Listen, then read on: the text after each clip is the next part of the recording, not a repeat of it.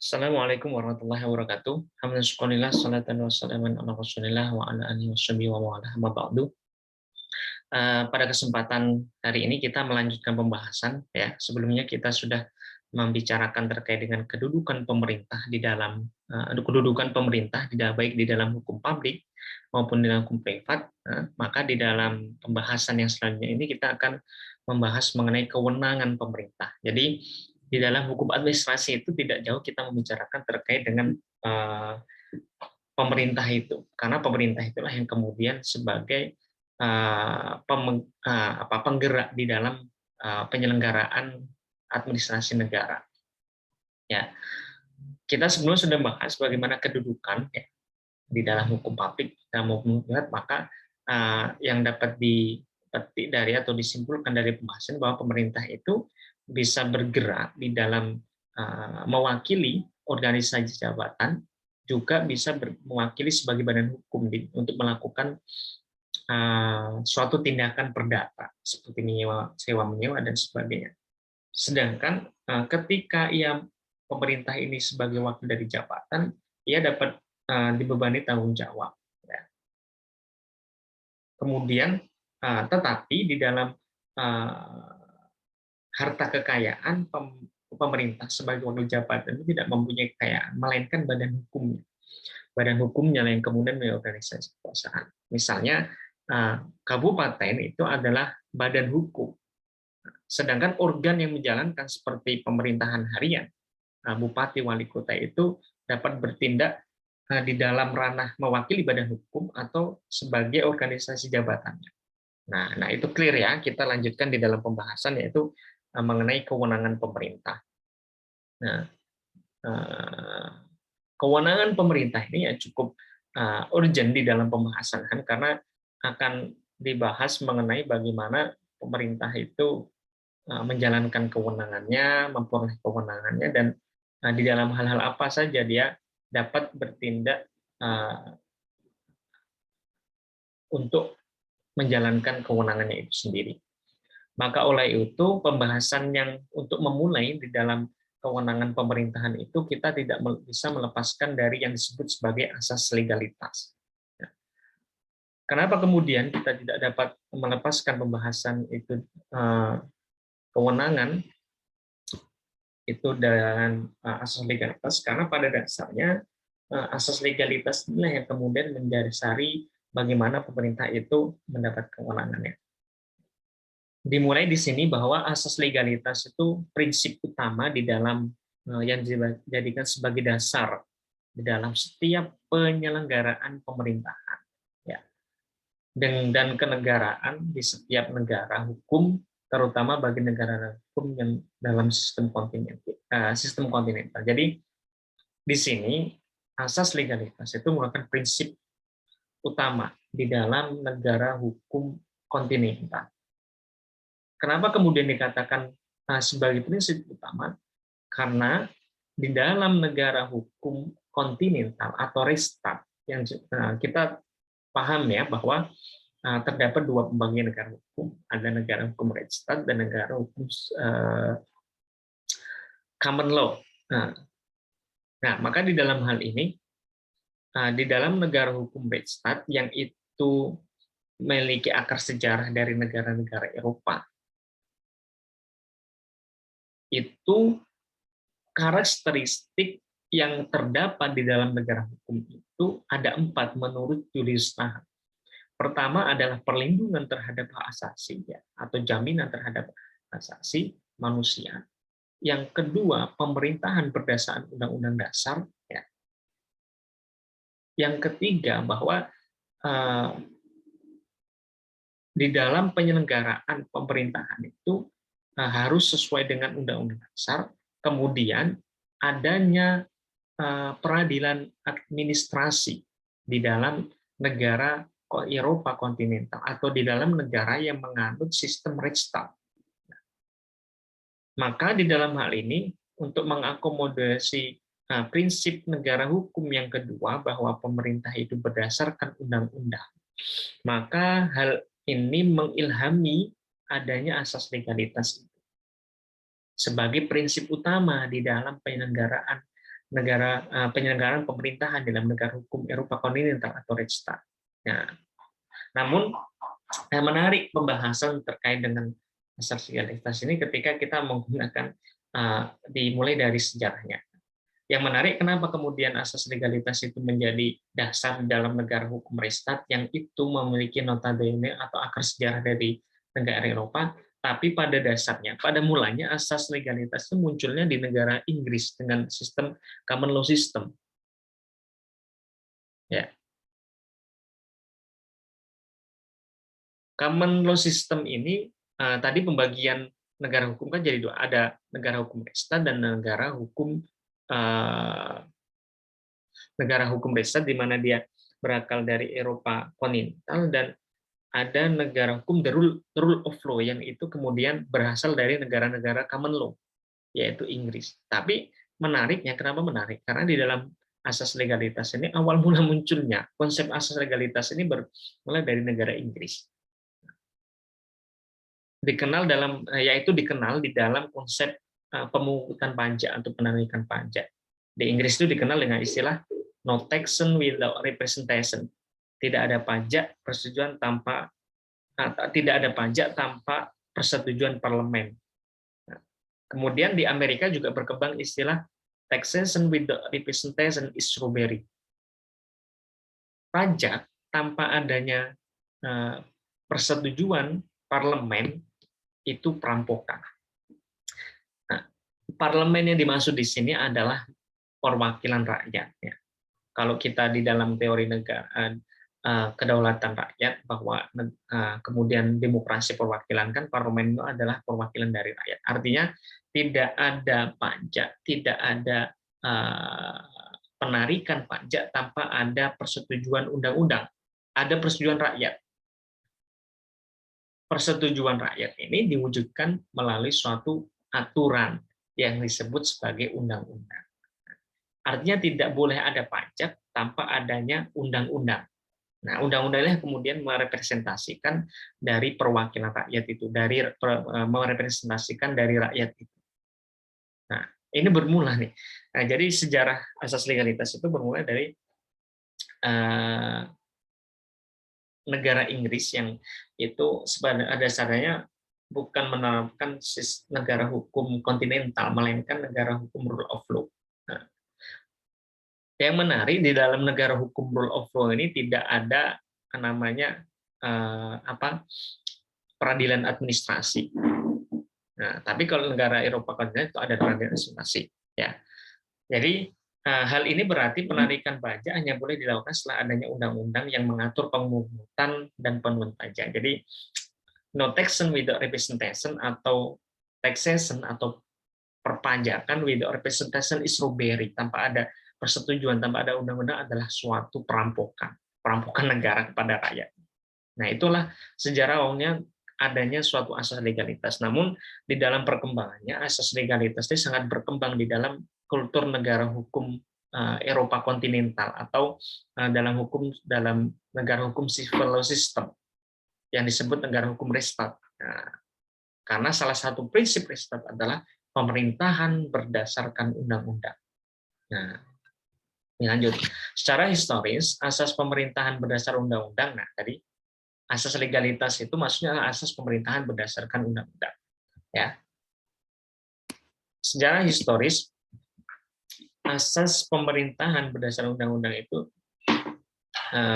berasal dari pemilikan hukum abad ke-19 berjalan seiring dengan keberadaan hukum klasik atau negara hukum liberal dan dikuasai oleh berkembangnya pemikiran hukum legalistik positivistik, terutama pengaruh aliran hukum legisme yang menganggap hukum hanya apa yang tertuang di dalam undang-undang. Oleh karena itu, undang-undang dijadikan sebagai sendi utama penyelenggaraan kenegaraan dan pemerintahan. Dengan kata lain, asas legalitas dalam gagasan negara hukum liberal itu menikedukan sentral sebagai fundamen dari negara hukum. Secara normatif, prinsip bahwa setiap tindakan pemerintah harus berdasarkan peraturan perundang-undangan atau berdasarkan pada kewenangan memang dianut di setiap negara hukum. Namun dalam praktiknya penerapan prinsip ini berbeda-beda antara satu negara dengan negara lain. Ada negara yang begitu ketat penerapannya, namun ada pula negara yang tidak begitu ketat penerapannya. Artinya untuk hal-hal atau tindakan dengan mudah yang tidak begitu fundamental, penerapan prinsip tersebut dapat diabaikan. Jadi secara normatif prinsip legalitas itu, asas legalitas bahwa pemerintah harus berdasar hukum itu pada dasarnya dianut setiap negara, tapi dalam prakteknya ada yang menganut secara ketat bahwa tidak ada tolerir ketika memang tidak ada undang-undang, pemerintah ya tidak bisa melakukan. Ya.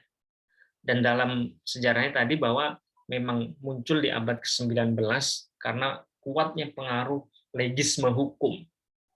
Ya, pelopornya salah satunya di Rousseau ya, bahwa legisme hukum ini apapun pemerintah itu harus semua tindakan yang dilakukan pemerintah itu harus berdasarkan undang-undang, sehingga begitu juga dalam hakim ya, bahwa hakim itu juga corong undang-undang di dalam hukum, dalam paham legisme itu yang kemudian berkembang pemikiran positivisme hukum dan legalistik. Nah, jadi di dalam setiap tindakan mereka pada dasarnya peraturan perundang-undangan itu menjadi dasar, tapi dalam praktiknya ada negara yang strict sangat ketat menerapkan ini, dan ada pula yang hanya sebatas ada hal-hal yang bisa diabaikan atau ditolerir. Nah, menarik nih memang di dalam pembahasan legalitas ini kemudian kita kaitkan di dalam berbagai bidang hukum gitu ya. Karena pada dasarnya asas legalitas ini sering kita dengar dalam istilah hukum pidana ya, dengan istilah nullum delectum sine praevile punelli, bahwa tidak ada hukuman tanpa undang-undang. Artinya gini, ketika suatu perbuatan yang itu masuk dalam ranah pidana misalnya, tapi tidak ada aturan yang mengatur mengenai perbuatan itu, maka tidak ada hukum, tidak ada pidana. Nullum null delectum, tidak ada delik, tidak ada pidana sine praevile punelli, tanpa adanya aturan undang-undang terlebih dahulu. Umum isinya adalah saya kira terkait dengan hal ini, terkait dengan asas legalitas banyak dikenal ya di dalam pembahasan hukum pidana, dan itu merupakan suatu asas yang sangat umum juga, asas yang sangat prinsipil juga di dalam hukum pidana. Jadi di dalam hal ini selain dikenal di dalam istilah hukum pidana, juga dikenal di dalam hukum administrasi ya ternyata. Begitu juga ternyata di dalam hukum Islam ada suatu prinsip yang juga bisa dikategorikan sebagai asas legalitas di dalam Al-Quran itu sebagai sumber hukum Islam. Misalnya di dalam hal ini hukum asas legalitas itu bisa dikaitkan dengan surat Al-Isra ayat 15 yang berbunyi wa ma kunna mu'adzibina hatta nab'atsa rasula. Kami tidak menjatuhkan siksa sebelum kami mengutus seorang rasul. Kemudian melahirkan kaidah hukum Islam, la hukma li af'al al-uqala qabla wurudil nas. La hukma li af'alil uqala, tidak ada hukum bagi orang yang berakal lil af'alil uqala sebelum qabla wurudin nas, sebelum adanya keturunan nas. Jadi hukum Islam yang bersumber dari Al-Quran dan juga hadis itu ya, di sini di dalam Al-Quran ini disebutkan wa ma kunna mu'azzibina hatta nab'atsa, tidak ada siksa,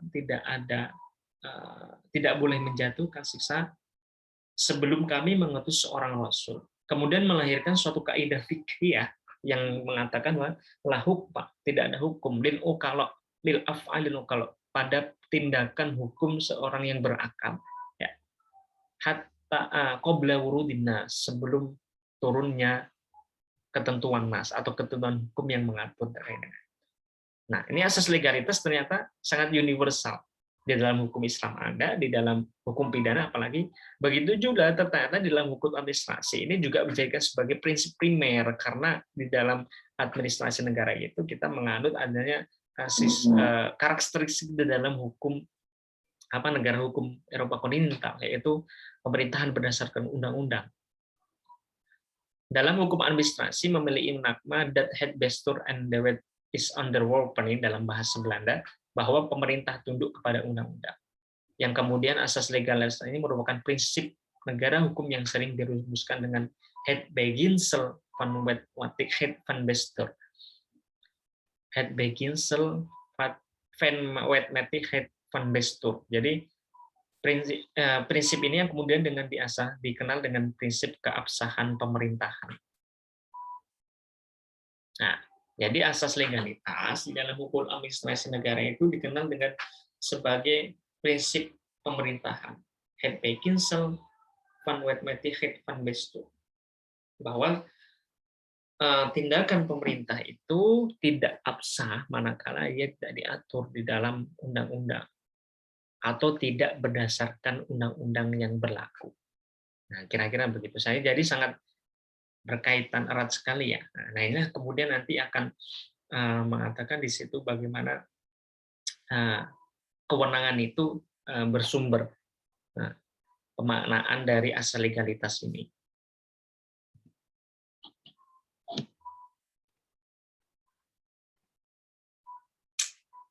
Hadis Daud mengutip pendapat Verhey bahwa asas het beginsel van wettigheid van bestuur itu mengandung tiga aspek. Mengandung tiga aspek ya.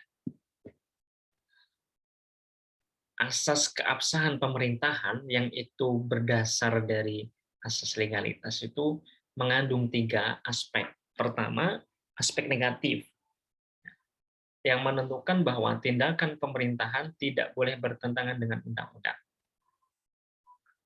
Het negatif aspek. Aspek pertama yang harus dimaknai di dalam asas het beginsel van wettigheid van bestuur itu atau asas keabsahan pemerintahan. Pertama, het negatif aspek atau aspek negatif. Apa sih yang dimaksud dengan aspek negatif ini? Yang menentukan bahwa tindakan pemerintah tidak boleh bertentangan dengan undang-undang. Tidak sah pemerintah jika bertentangan dengan peraturan perundang-undangan yang lebih tinggi. Jadi setiap tindakan pemerintah itu berdasarkan aspek negatif dari asas keabsahan itu dia harus sesuai. Ketika itu tidak sesuai maka tidak sah tindakan. Apa maksud dari tidak sah? Maka dianggap tidak ada. Tidak ada tindakan, maka tidak sah. Atau bisa dibatalkan tindakan. Karena bertentangan dengan undang-undang. Nah, sedangkan aspek formal positif. Aspek yang kedua adalah aspek formal positif. Nah, bahwa pemerintah hanya memiliki kewenangan tertentu sepanjang diberikan atau berdasarkan undang-undang. Pemerintah hanya memiliki kewenangan tertentu sepanjang diberikan. Syaratnya sepanjang yang diberikan. Ketika tidak diberikan, itu tidak boleh. Makanya ketika pemerintah itu melakukan suatu tindakan di luar apa yang menjadi kewenangannya, itu dianggap melampaui wewenang, tindakan melampaui. Dan itu sudah masuk di dalam ranah pelanggaran pemerintah yang dapat juga nanti ditindak sanksi. Karena dia melampaui wewenang. Bukan kewenangannya kok dia melakukan. Nah, itu di dalam administrasi menjadi bahan yang menjadi hal yang harus diperhatikan ya. Nah, itu aspek formal positif bahwa pemerintah hanya memiliki kewenangan tertentu sepanjang diberikan atau berdasarkan undang-undang.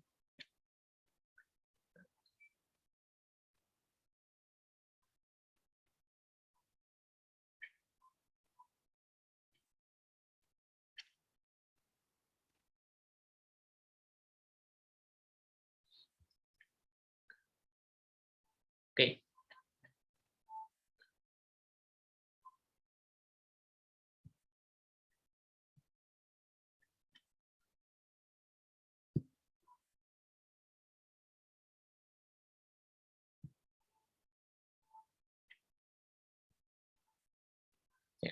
Jadi di dalam hal ini ada tiga aspek ya yang untuk memaknai asas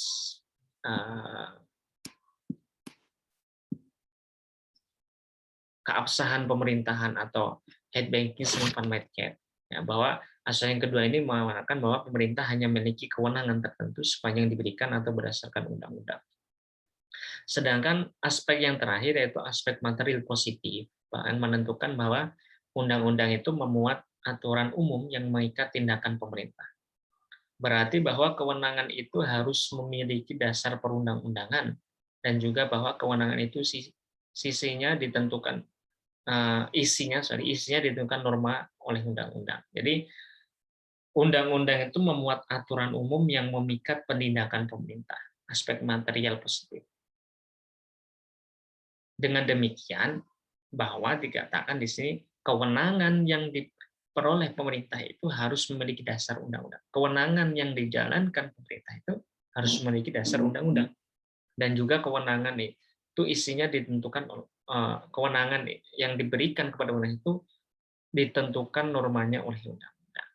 Nah, itulah yang terkandung menurut pendapat Stout yang mengutip pendapat Verhey bahwa ada 3 aspek di dalam asas legalitas dalam hukum administrasi atau disebut asas keabsahan pemerintahan. Jadi asas legalitas di dalam hukum administrasi itu disebut sebagai het beginsel van wet wet, het van bestuur, asas keabsahan pemerintahan yang mengandung 3 aspek ini ya. Oke, lanjut. Asas legalitas juga berkaitan dengan gagasan demokrasi dan negara hukum. Gagasan demokrasi menuntut agar setiap bentuk undang-undang berbagai keputusan mendapatkan persetujuan dari wakil rakyat dan sebanyak mungkin memperhatikan kepentingan rakyat. Nah, di dalam gagasan negara hukum menuntut agar penyelenggaraan urusan kenegaraan dan pemerintahan harus didasarkan pada undang-undang dan beri jaminan terhadap hak rakyat. Asas legalitas menjadi dasar legitimasi tindakan pemerintahan dan jaminan perlindungan dari hak rakyat. Jadi asas legalitas itu juga berkaitan dengan gagasan demokrasi, di mana bahwa setiap aturan, setiap undang-undang itu ya, dan berbagai keputusan itu harus persetujuan rakyat melalui wakilnya dan memperhatikan rakyat di dalam gagasan demokrasi. Sedangkan di dalam gagasan negara hukum bahwa setiap penyelenggaraan kenegaraan itu harus berdasarkan pada undang-undang yang menjamin terhadap hak-hak dasar rakyat. Nah, tangannya dikatakan bahwa asas legalitas menjadi dasar legitimasi tindakan pemerintah dan jaminan perlindungan dari hak rakyat. Yang keduanya ini mengakomodir dari gagasan negara hukum dan gagasan demokrasi. Gagasan demokrasi itu menghendaki bahwa setiap undang-undang itu harus memerhatikan kepentingan rakyat dan atas persetujuan rakyat. Dan kemudian di dalam gagasan demokrasi bahwa setiap tindakan pemerintah itu harus berdasarkan atas hukum, atas undang-undang dalam hal ini, dan menjamin perlindungan rakyat. Nah, maka sangat berkaitan asas legalitas ini selain sebagai prinsip di dalam negara hukum, ternyata juga memiliki terkaitan di dalam negara demokrasi. Ya, lanjut. Lalu pertanyaannya bagaimana dengan hubungan dengan wewenang pemerintah? Ya, pada dasarnya sudah disinggung berulang kali bahwa tindakan pemerintah itu ya bersumber dari undang-undang.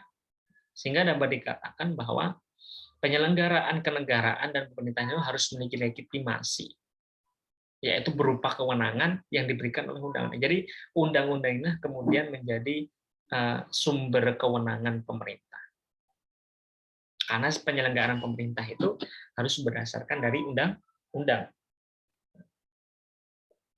Nah, sebagaimana tertulis dalam slide ini bahwa telah disebutkan bahwa asas legalitas itu adalah dasar dalam setiap penyelenggaraan kenegaraan dan pemerintahan. Dengan kata lain, setiap penyelenggaraan kenegaraan dan pemerintahan harus memiliki legitimasi, harus ada legitimasi, yaitu apa? Kewenangan yang diberikan oleh undang-undang. Setiap penyelenggaraan pemerintahan, tindakan pemerintah itu harus mempunyai legitimasi, yaitu berupa kewenangan yang diberikan oleh undang-undang. Dengan demikian, substansi asas legalitas itu adalah wewenang. Substansi dari asas legalitas itu adalah wewenang, itu hukum. Maka wewenang pemerintah itu berasal dari undang-undang berdasarkan prinsip asas legalitas tadi. Het vermogen tot verrichten van handdelingen yaitu kemampuan untuk melakukan tindakan-tindakan hukum tertentu. Jadi yang dimaksud wewenang ini dalam rumusan dalam bahasa Indonesia kemampuan untuk melakukan tindakan-tindakan hukum tertentu. Lalu pertanyaan, kemudian kita memperhatikan beberapa pendapat terkait apa itu yang dimaksud dengan wewenang. Menurut H. B. Stout bahwa wewenang itu adalah pengertian yang berasal dari hukum organisasi. Organisasi pemerintahan yang dapat dijelaskan sebagai keseluruhan aturan-aturan yang berkenaan dengan perolehan dan penggunaan wewenang pemerintahan oleh subjek hukum di dalam hukum publik. Kemudian menurut Gordon bahwa wewenang itulah keseluruhan hak dan kewajiban yang secara eksplisit diberikan oleh pembuat undang-undang kepada subjek hukum publik. Jadi wewenang itu adalah suatu keseluruhan hak dan kewajiban. Jadi ketika pemerintah itu memiliki kewenangan, artinya dia mempunyai hak dan kewajiban. Tidak hanya kewajiban saja, tapi juga mempunyai hak. Atau tidak hanya hak saja, tapi juga mempunyai kewajiban yang diberikan kepada pembuat undang-undang. Nah, lebih lanjut kita perhatikan pendapat Bagirmanan. Jadi menurut Bagirmanan, ya, wewenang dalam bahasa hukum tidak sama dengan kekuasaan. Kekuasaan hanya menggambarkan hak untuk berbuat atau tidak berbuat.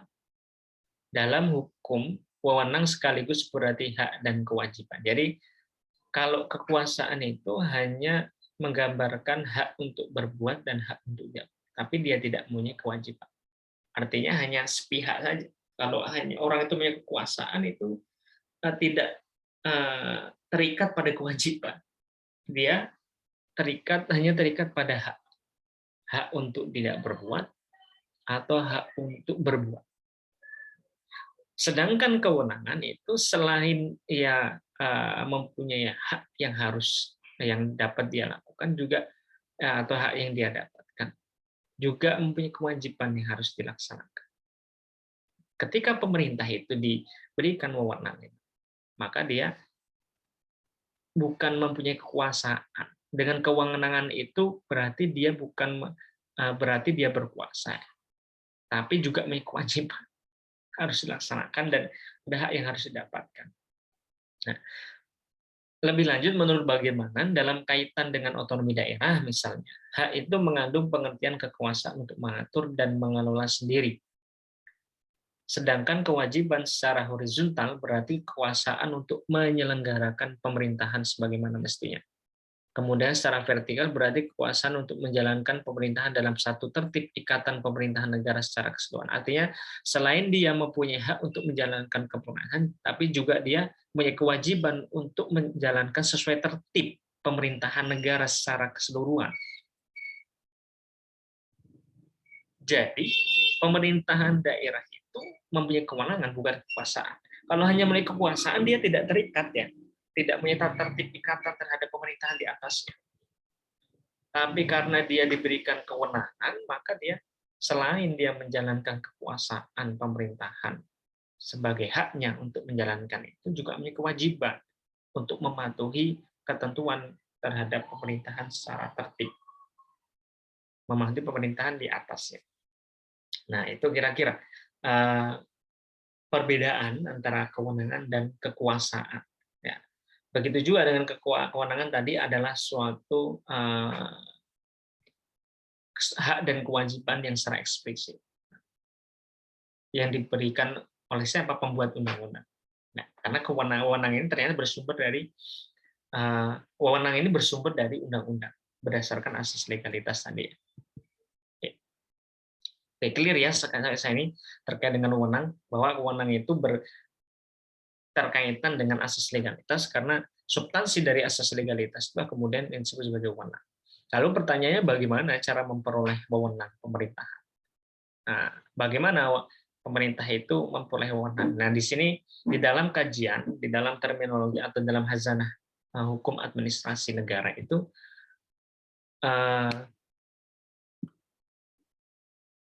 terdapat tiga metode atau tiga cara wewenang itu diperoleh oleh pemerintah, oleh pejabat yang menjalankan pemerintahan itu. Ya.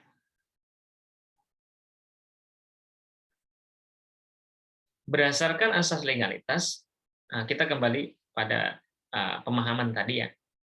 Berdasarkan asas legalitas, wewenang pemerintah itu berasal dari peraturan perundang-undangan. Artinya sumber wewenang bagi pemerintah itu peraturan perundang-undangan. Secara teoritik, kewenangan yang berasal dari peraturan perundang-undangan itu dapat diperoleh. Meskipun kewenangan itu berasal atau sumber dari kewenangan itu adalah peraturan perundang-undangan, namun di dalam penyerahan kewenangan itu dapat diperoleh melalui 3 cara.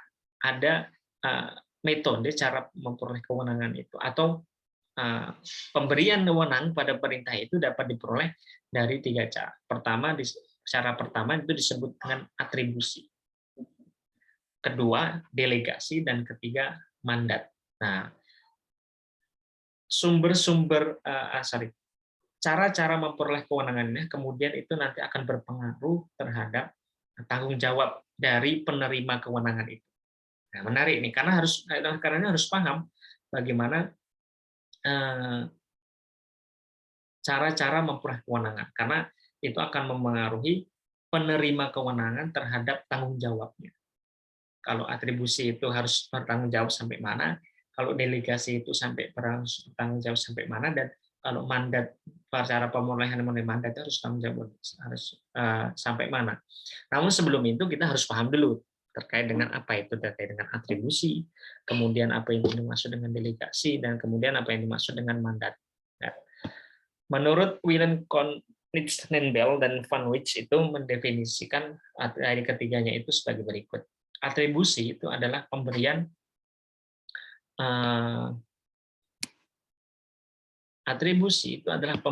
wewenang pemerintahan oleh pembuat undang-undang kepada organ pemerintahan secara langsung. Delegasi adalah pelimpahan wewenang pemerintahan dari satu organ pemerintahan kepada organ pemerintahan lainnya. Sedangkan mandat itu adalah terjadi ketika organ pemerintahan mengizinkan kewenangannya dijalankan oleh organ lain atas namanya. Nah, dari ketiga pengertian ini tentu sudah harus paham, ya, tentu harus memahami perbedaannya masing-masing. Kalau atribusi itu kewenangan yang diberikan kepada pemerintah itu langsung dari undang-undang, bunyi dari undang-undang.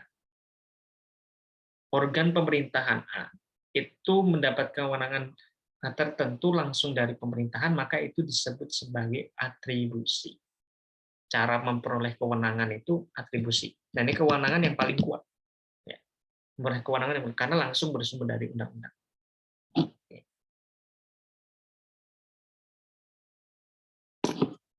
Sedangkan delegasi itu pelimpahan kewenangan pemerintah dari satu organ pemerintahan kepada pemerintahan lainnya. Jadi dia tidak bersumber langsung dari undang-undang.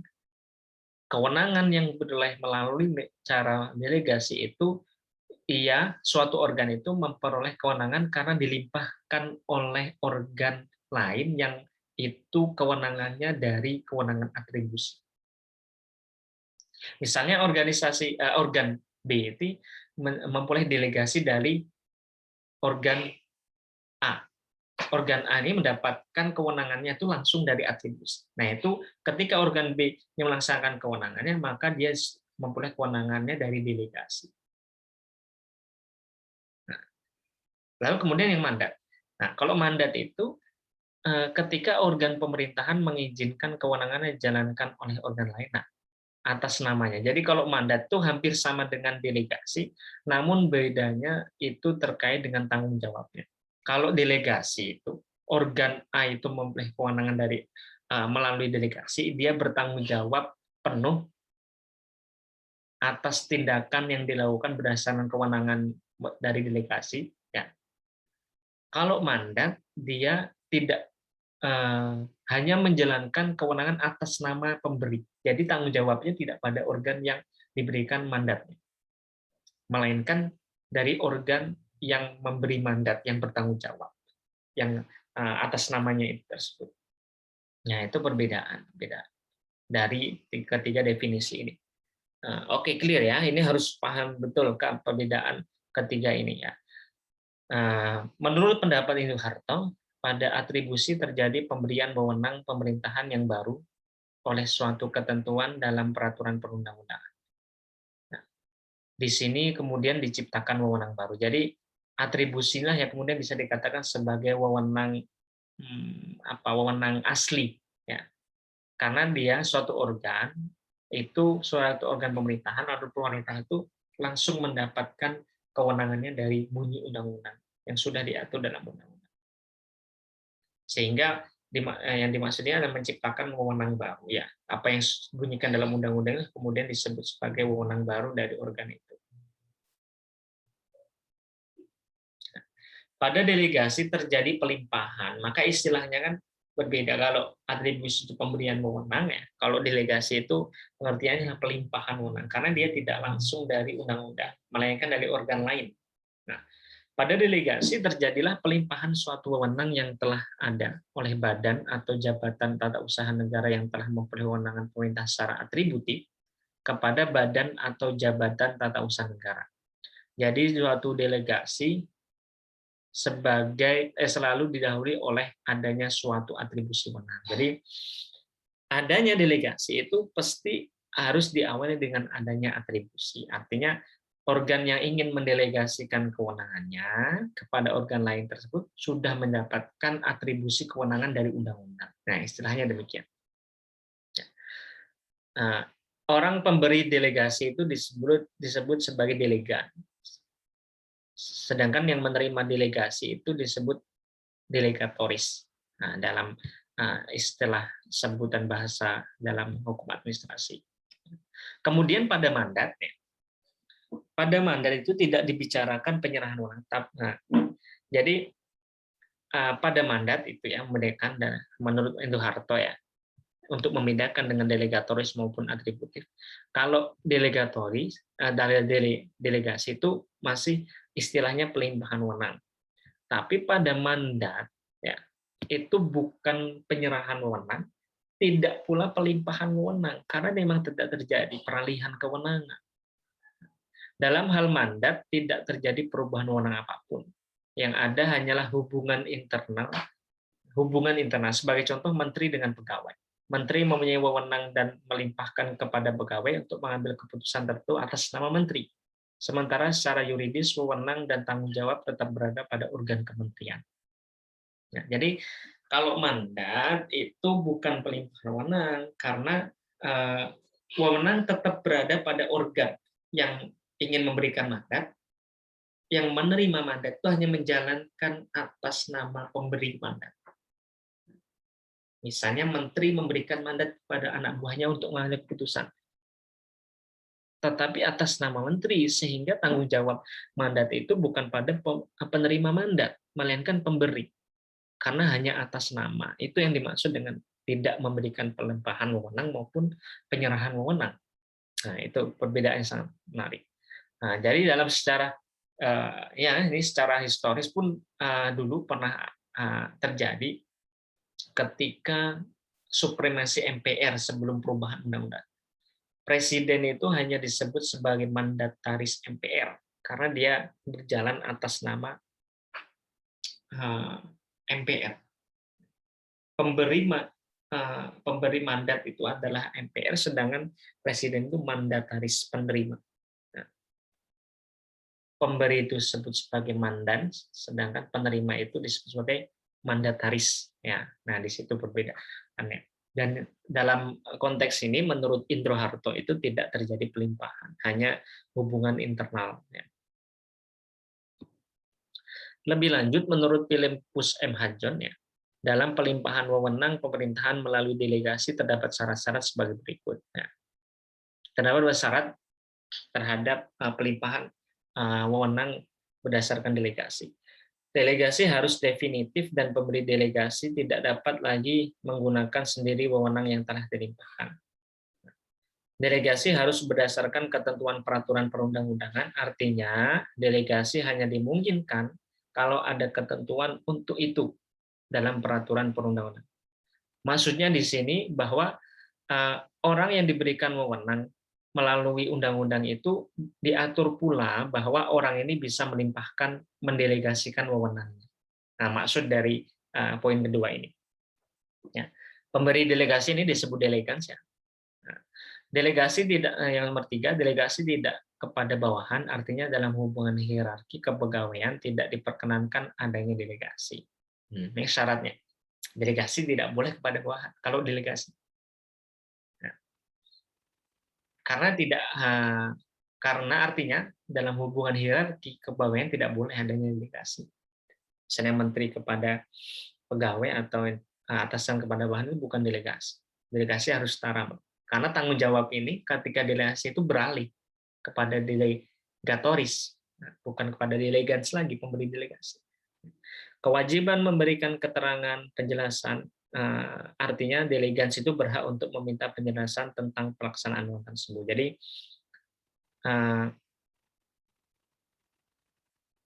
delegans, pemberi delegasi itu berhak untuk penjelasan terhadap wewenang tersebut.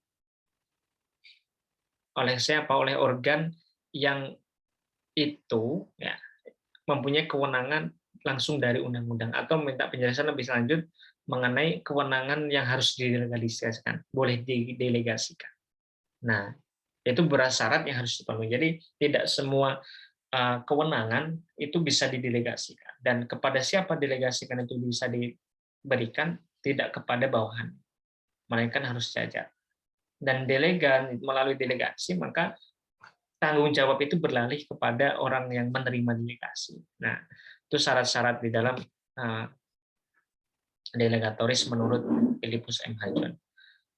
Mengetahui sumber dan cara memperoleh wewenang organ pemerintahan penting dalam kajian HAN. Jadi, mengetahui sumber dan cara memperoleh wewenangnya itu di dalam kajian hukum administratif itu penting untuk diketahui.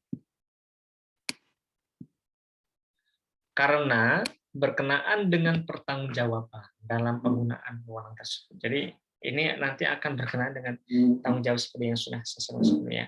Seiring dengan salah satu prinsip dalam negara hukum bahwa tidak ada kewenangan tanpa pertanggungjawaban.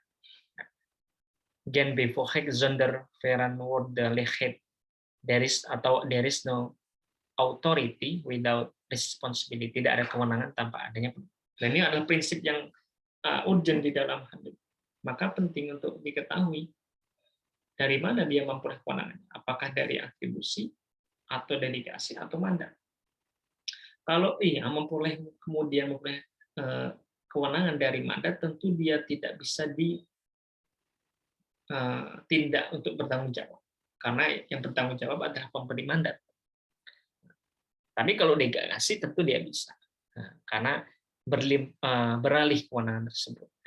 Dalam hal atribusi, penerima wewenang dapat menciptakan wewenang baru atau memperluas wewenang yang sudah ada dengan tanggung jawab intern dan ekstern. Pelaksanaan wewenang yang didistribusikan sepenuhnya berada pada penerima wewenang atribusi. Pada delegasi tidak dapat ada penciptaan wewenang yang ada, tidak ada penciptaan wewenang, yang ada hanya pelimpahan wewenang dari jabatan satu kepada pejabat lainnya.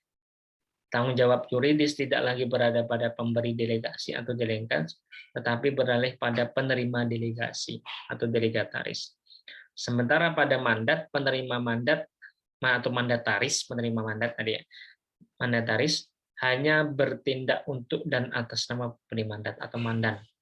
Nah, tanggung jawab akhir keputusan yang diambil mandataris tetap berada pada mandat. Nah, itu kira-kira. Kalau atribusi itu bisa memperluas kewenangannya, bisa menciptakan wewenang baru, karena dia secara atributif memperoleh langsung kewenangan aslinya dari undang-undang. Sedangkan delegasi itu hanya pelimpahan, tidak bisa menciptakan kewenangan baru.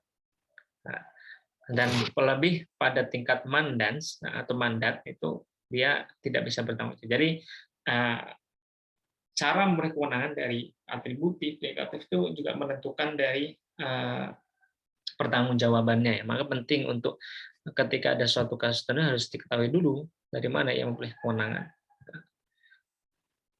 Baik, kira-kira di dalam pembahasan ini itu yang dapat saya jelaskan, mudah-mudahan bisa dimengerti dan nanti bisa dilanjutkan melalui diskusi di dalam pembahasan hukum administrasi negara, khususnya di dalam wewenang pemerintahan. Dan ini harus dipahami oleh semua mahasiswa agar nantinya dapat paham betul bagaimana pemerintah itu bertanggung jawab atas nama dan bagaimana perolehan wewenang itu harus tahu. Cukup sekian dari saya, kurang dan lebihnya saya mohon maaf. Wallahumma fiqil akmal. Wassalamualaikum warahmatullahi wabarakatuh.